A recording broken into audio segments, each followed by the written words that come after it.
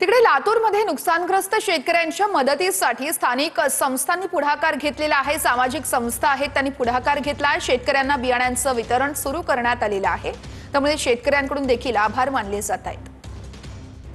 पुराच्या स्थितीमुळे शेतकऱ्यांची बिकट अवस्था झालेली आहे। रब्बी हंगामाला शेतकऱ्यांकडे बियाणं जे आहे ते पेरणीसाठी देखील नाही आणि अशा स्थितीमध्ये काही सामाजिक संस्था जे आहेत ते पुढे आलेले आहेत आणि त्या सामाजिक संस्थांनी लातूर जिल्ह्यातल्या शेकडो गावांमध्ये शेतकऱ्यांना मदतीचा हात म्हणून बियाणं देण्याचं ठरवलेलं आहे आणि शेतकऱ्यांना रब्बी हंगाम सहज सोपा पद्धतीने पेरता यावा किंवा मदत व्हावी या हेतून नाम फाउंडेशनने देखील 1000 पेक्षा जास्त गावांमध्ये शेतकऱ्यांना एकत्र करून मदत करायचं ठरवलं। कोणकोणती बियाणं आणि कशा पद्धतीने तुम्ही देताय, म्हणजे काय क्रायटेरिया ठरवलेला आहे तुम्ही शेतकऱ्यांना मदत करता? महाबीज कंपनीचं जॉकी कंपनीचं 9218 हरभऱ्याचं बियाणं आहे ते 1000 बॅग या ठिकाणी आपण शेतकऱ्यांना लातूर जिल्ह्यामध्ये वाटप करतोय।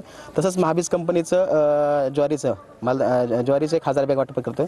साधारणतः एक 2000 शेतकरी बांधवांना नाम फाउंडेशनच्या माध्यमातून आपण या ठिकाणी लातूर जिल्ह्यामध्ये मदत करतो। महेंद्र जोंधळे, टीव्ही मराठी, लातूर।